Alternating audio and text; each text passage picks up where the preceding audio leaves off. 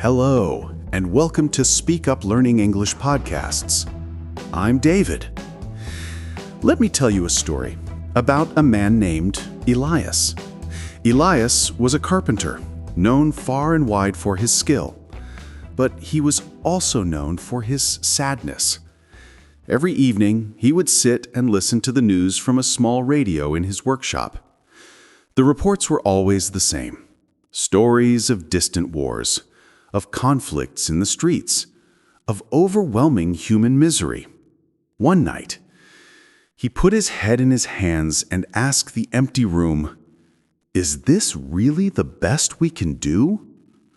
An old friend, a wise teacher named Anya, happened to be visiting. She heard his despair.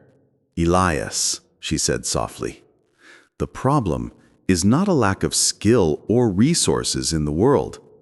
It is a lack of compassion and moral responsibility. We have become like a tree that hoards all its water, forgetting it is part of a forest." "So how do we get out of this mess?" Elias asked, his voice heavy. Anya smiled. "It begins with a simple yet difficult choice. When we learn to replace our own negative emotions, our anger, our fear, with compassion and love, we become dedicated to the well-being of everyone around us.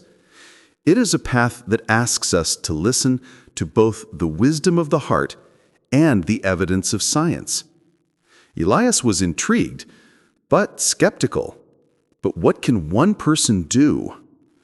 "Everything," Anya replied. "A great force for good always begins with individuals, from within them. It is an inner shift. It doesn't require you to meditate for hours each day. It starts by looking inward, managing your own mind and heart. This inner peace will help you look out at the world and finally see the places where you can do good." Elias remembered a time when he had a terrible temper. He had once smashed a beautiful chair he was building over a simple mistake. Anya knew this. "Controlling your feelings is not the same as suppressing them," she explained. "When a powerful emotion like anger rises, you must pause, take a step back, and consider the consequences of your choices. Understand the emotion, and then you can channel it into a positive action." She told him that compassion is our natural state. It is not something that belongs only in churches or temples. Think of a mother bird caring for her chicks. It is a biological instinct. Compassion puts our attention on something bigger than our own petty concerns. And this compassion must be active. It must be shown through fairness, through transparency, and by taking accountability for our mistakes. Elias thought about his business. He was successful, but he always worked alone. Anya challenged him. Why not build a workshop that trains young people from poor backgrounds? Blend your entrepreneurial spirit with social responsibility. Be a for-profit company with the heart of a nonprofit. Inspired, Elias did just that. He took on apprentices who had never been given a chance. He taught them not just carpentry, but how to manage their emotions, to concentrate their minds, and to work through conflicts with respect. He was educating their hearts as well as their hands. He also looked at his own habits. He saw how his workshop wasted wood and energy.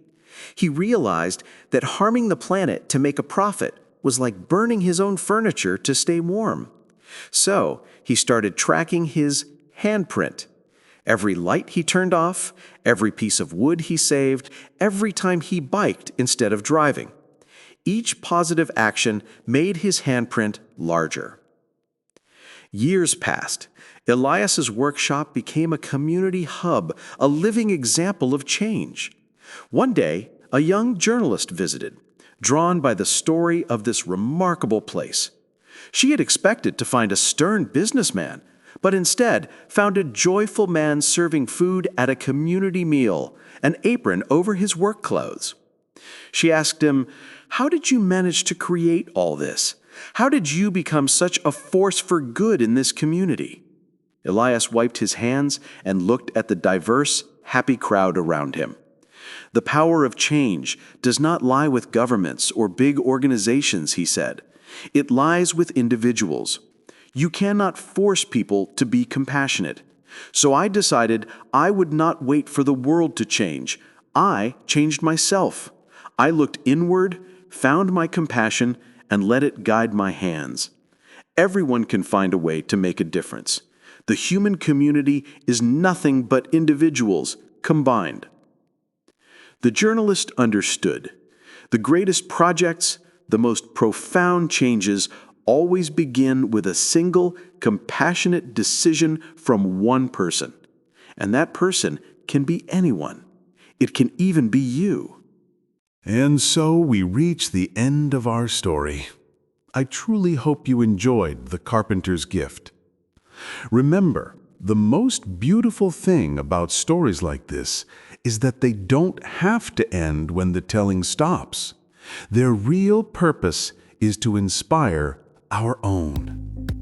Thank you so much for listening and for spending this time with me, working on your English. It takes dedication to listen to a story in another language, and I commend you for it. You are already taking positive steps, not just in your language learning, but in expanding your mind.